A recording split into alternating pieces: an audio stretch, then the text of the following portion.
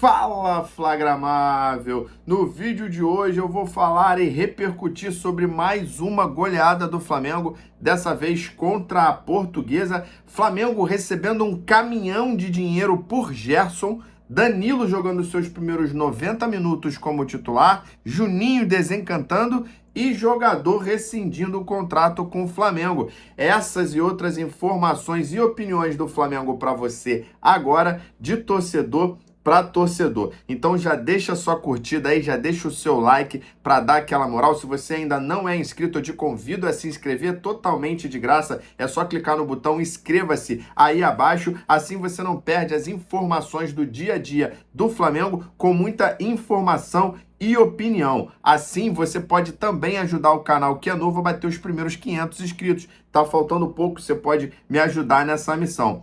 E já sabe, compartilha esse vídeo para mandar para quem precisa saber dessa, ó. Vem comigo nessa resenha. Bom, mais uma goleada do Flamengo, dessa vez sobre a Portuguesa. 5 gols de 5 jogadores diferentes e com um tempero a mais, né? O primeiro jogo de Danilo como titular, ele que jogou os 90 minutos, inclusive como capitão depois da saída do Arrascaeta. O primeiro tempo do Flamengo eu achei um pouco cadenciado demais, achei um primeiro tempo meio pragmático, eu diria até que previsível. Todas as jogadas do Flamengo passando de um lado para o outro, a Portuguesa sabia o que ia acontecer, achei um pouco sem criatividade. Não imaginava que ao final do jogo a gente fosse ter um placar tão elástico, para ser sincero. Achei que o time estava um pouco travado, né? E principalmente no meio-campo, por conta de 2 volantes. A gente tinha ali o Alan, que ainda tentava criar um pouco mais, e o Everton Araújo. Achei um pouco desnecessário botar 2 volantes de contenção contra um time da Portuguesa, que é um dos times mais fracos do campeonato, né? Não sei se o Filipe Luís estava testando essa dupla ali, entrosando um pouco mais, porque teoricamente são os 2 jogadores reservas ali no meio-campo, na parte da volância do Flamengo. Para você ter uma ideia, aos 21, mais ou menos na parada técnica, os números da Portuguesa eram maiores que o Flamengo, né? Então, assim, o Flamengo não aparentava vir golear, né? Graças a Deus, assim, o time deslanchou, a Arrascaeta começou a se soltar um pouco mais. Inclusive, a própria Portuguesa partiu para cima, o Matheus Cunha teve ali 2 boas defesas, quase saiu o gol da Portuguesa. Achei que o Alan teve mais uma boa partida. Ele errou um pouco mais de passe, mas ele também procurou mais o jogo, né? Arriscou alguns lançamentos, continuou se colocando à vista, né? Um jogador como ele, que é muito contestado, é sempre bom dar a cara a tapa, né? Não se esconder no jogo, se apresentar. E hoje tivemos mais uma boa partida dele. Ele deu um cruzamento, né? Foi ele que, na verdade, começou com o primeiro gol do Flamengo. Ele deu um passe pro Luiz Araújo, que cruzou, teve aquele milagre do goleiro, né, no chute do Arrascaeta, e naquele rebote, com muita raça, o Juninho fez o primeiro gol dele, desencantou. Depois também ele fez uma homenagem à filha dele, fez também uma homenagem ao Varela, que infelizmente perdeu a mãe, esticou ali a camisa do Varela, bem bonita essa homenagem. E também queria destacar a questão do jogo do Luiz Araújo. O Luiz Araújo, para mim, está numa excelente fase, nem parece que está voltando de lesão, que teve um final de ano meio em baixa. Ele, como sempre, sempre procurando jogo, boas jogadas, com muita classe, né? Procurando o jogo, não jogando só como ponta, também trocou muito com a Arrascaeta ali na parte de criação. E o Arrascaeta também, cada vez mais se soltando, mais uma vez com categoria, bateu um pênalti assim, só jogador que realmente tem muita confiança faz o que ele fez. Trocou de posição com o Luiz Araújo, deixou um pouco da defesa da Portuguesa confusa. Acho que isso é uma orientação do Filipe Luís. E gostaria de destacar também a base do Flamengo, né? Achei que a base, mais uma vez, aproveitou muito o jogo, principalmente o Daniel Sales, que é um garoto que vem tendo uma oportunidade. Quando o Varela se machucou, não imaginava que ele ia entrar. Dessa vez, mais uma vez, o Varela precisa sair por conta desse problema familiar. Ele assume a titularidade, joga o jogo todo. Achei ele muito parecido com o Wesley quando sobe, né? Então, assim, a gente já está apontando aí, de repente, um próximo substituto para o Wesley quando ele for vendido no meio do ano. Lembrando que a assistência do Arrascaeta foi a assistência de número 90 dele com a camisa do Flamengo, o que torna ele o quarto jogador que mais deu assistências, né? O primeiro é o Zico, com 204 assistências, depois o Júnior, 152, o Adílio com 102 e o Arrascaeta com 90, ou seja, mais 12 assistências aí, o Arrascaeta chega no Adílio. O gol que o Matheus Gonçalves fez, teve mais uma vez o passe, né? Na verdade, foi esse o gol que teve o passe 90 do Arrascaeta, porque o primeiro foi um gol de pênalti. Mais uma vez, um time muito entrosado, né? Um gol que mostra essa tabela, mais uma vez, eu já vim destacando isso em alguns vídeos anteriores, falando um pouco de como o Flamengo se comportou contra o Botafogo, e mais uma vez esse gol mostrou esse entrosamento com o time. Eu achei isso muito importante no jogo de hoje, porque eu vi a base também aproveitando, também se entrosando dessa forma. Eu acho que teve um momento do jogo que só tinha jogador do Ninho, né? Armando a jogada, atacando, era uma parte do meio para frente, era só garotada da base. Isso é muito importante. Tanto é que o passe do Guilherme, que é da base, deu ali o gol para o Wallace Ian, quarto gol dele no Campeonato Carioca, mais um jogador da base. Achei isso muito interessante porque é legal o Filipe Luís conhecer a base em campo pelo profissional. Ele conhece muito esses jogadores da época de sub-20, sub-17, mas agora ele está vendo jogadores em campo. E é importante rodar o elenco justamente para dar mais opção. Então foi um jogo excelente, ao meu ver, porque o Filipe Luís conseguiu poupar os titulares e, ao mesmo tempo, conhecer a base em campo. Para mim, esse foi o destaque positivo da partida. Na coletiva, o Filipe Luís falou um pouco disso e falou algumas outras coisas aqui. Ele falou sempre sobre ser importante ter essa competição no elenco, né? Falou um pouco, quando perguntado do Alan, sobre o que ele acha que fez o Alan melhorar o jogo dele do ano passado para cá, e ele falou que sem dúvida foi a questão da mentalidade.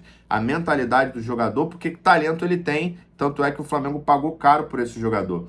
Mas precisava trabalhar o mental, e ele disse que o Alan vem trabalhando o mental. Reforçou que ainda está em pré-temporada, isso é muito importante, porque são poucos os técnicos que assumem que o Carioca é uma pré-temporada, né? Ano passado, por exemplo, o Tite dizendo que era o melhor campeonato que existia, mais competitivo e tudo mais, né? Que tinha que jogar com o time, tinha que ganhar, que tinha que jogar com o time A, e o Filipe Luís dando alguns passos atrás e reafirmando que ainda está em pré-temporada. Afinal de contas, o Flamengo vai fazer aí cerca de quase 80 jogos no ano, então é muita coisa, realmente precisa ter aí um leque de opções.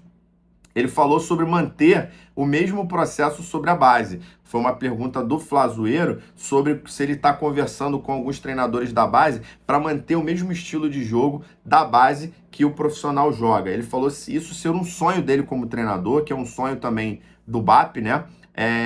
Que tem uma vantagem em cima desses jogadores, porque esses jogadores, como o Chola, por exemplo, que entrou hoje também, entrou hoje não, né? Eu tô gravando o vídeo na quarta, mas você tá vendo ele na quinta. Então ele falou, nesse jogo, o Chola, o Guilherme, jogadores que sabem como o Felipe quer que jogue, né? Então ele falou que ele já tem essa vantagem e ele gostaria de que desde o sub-8 os jogadores também tivessem essa mesma mentalidade que o profissional tem. Citou inclusive o Barcelona, dizendo ser um clube que já faz isso, né? E por isso é muito conhecido a La Masia, né? Que são as categorias de base do Barcelona. Falou sobre o Juninho também, falou que nesse momento é importante que ele seja egoísta, que ele tem que procurar mesmo o gol, porque ele precisa de gols, né? Acho que ele falou isso por conta da contratação, hoje é o único atacante que a gente tem ali de ofício, né? E também por conta da volta do Pedro. Então, se é um jogador que veio para disputar a posição, porque óbvio, a gente sabe que não, mas na cabeça do jogador tem que estar isso, ele precisa de gols. Para justificar ele jogar no time titular, ele precisa estar fazendo o serviço dele, que é fazer gol. Deixou claro também que contra o Fluminense não serão os titulares que ficaram no Rio de Janeiro que vão entrar. Ele falou que quem tiver melhor, principalmente com relação à parte física, vai ser o time ideal, ou seja, independente de titular ou reserva, os melhores vão jogar. Um pouco do que o Arrascaeta falou, né? O Arrascaeta é titular, o camisa 10 do Flamengo, capitão do Flamengo, em muitos momentos quando o Gerson não tá, mas tem gente melhor fisicamente, então vai priorizar essa questão. Os jogadores vão ter folga nessa quinta-feira e na sexta-feira volta todo mundo a treinar, se preparando para o jogo aí contra o Fluminense, 4h30 da tarde, no sábado. Trazendo aqui informações do mercado da bola do Flamengo. O Júlio Miguel Neto trouxe uma informação que foi depois confirmada pela coluna do Fla, que o Zenit, o mesmo Zenit que está querendo tirar o Wesley do Flamengo, teria oferecido 28 milhões de euros pela contratação do Gerson, ou seja, mais de 150 milhões de reais. E que o staff do jogador considerou uma boa proposta, não descartou essa possibilidade, principalmente tendo em vista a janela do meio do ano, né? A janela europeia, se eu não me engano, a janela da Rússia também já teria fechado nessa segunda-feira, no dia 3, que já passou. Depois eu posso até confirmar se a janela da Rússia acompanha a da Europa. Eu sei que não foi descartada a possibilidade. Claro que a boa fase do Gerson como capitão, sendo convocado para a seleção brasileira, o faz pensar melhor. Mas podem aguardar até o meio do ano para aceitar essa proposta, que estaria aí em cifras falando justa, né, para um jogador do porte do Gerson. Acho que ele não receberia, com a idade que tem, alguma proposta maior que essa. Vamos ver a repercussão, outros veículos de comunicação falando um pouco dessa suposta proposta aí durante a semana. Na contramão do Gerson, um jogador que rescindiu o contrato, não teve muitas oportunidades no Flamengo desde que chegou em 2020, é o Thiaguinho. Teve um acordo com o Flamengo para rescisão do contrato, então eu considero o Thiaguinho, quando ele chegou, era uma promessa.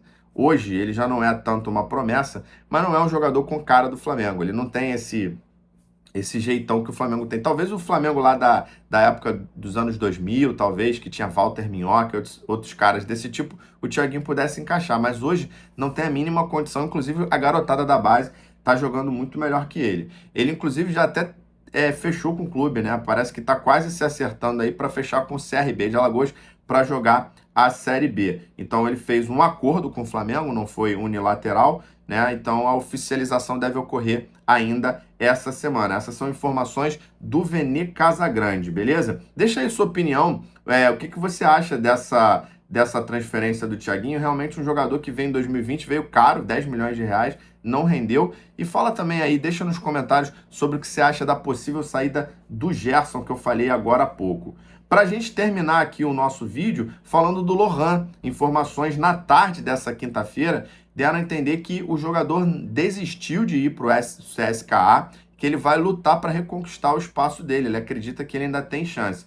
Mas isso não quer dizer que ele vai ser integrado ao time. Ele vai continuar treinando no Sub-20 para ganhar ritmo e, vez ou outra, como aconteceu no jogo contra o Botafogo, ele vai ser chamado para compor o elenco. Mas parece que ele desistiu dessa transferência. Bom, a gente sabe que o Lohan tem muito talento, né? O que ele precisa, na verdade, é de mais vontade. Isso dito até por quem treina com ele lá, né? E fora que ele sairia por um baixo valor. A multa dele é de 100 milhões, ele estaria saindo por 8 milhões por 80%, um valor baixíssimo. O Flamengo chegou a aceitar porque o Flamengo tem medo de acontecer o que já aconteceu em outras vendas que foram desvalorizadas. Jogadores que tinham propostas razoáveis, né? O Flamengo rejeitou pensando que teria uma proposta melhor e, na verdade, o poder de venda do jogador, na verdade, diminuiu e o Flamengo terminou perdendo jogadores por valores baixíssimos. Então, para isso não acontecer de novo, o Flamengo chegou a aceitar essa transferência que, segundo alguns veículos, na tarde dessa quinta-feira, o Lohan teria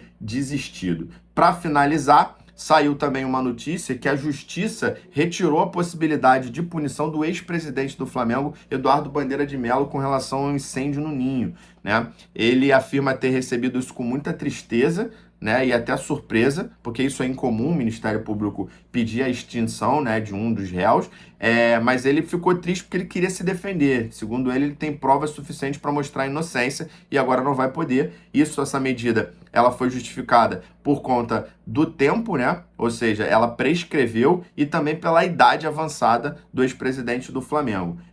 Lembrando que outros 7 réus continuam ainda aguardando o julgamento, que já está se estendendo aí. É isso, Flagramável. Se você gostou desse vídeo, se você gostou dessa vitória do Flamengo, dessa análise rápida aí sobre a coletiva e o jogo, deixa seu comentário aqui, deixa a sua opinião. Quero saber o que você acha sobre isso. Se você ainda não segue a gente gente aqui no canal, eu te convido a seguir para não perder essas e outras notícias do Flamengo, com muita informação, muita opinião do dia a dia do Flamengo. E não esquece, compartilha esse vídeo para outro flamenguista raiz que gosta dessa resenha de torcedor para torcedor. É isso. Nos vemos no próximo vídeo. Abraço!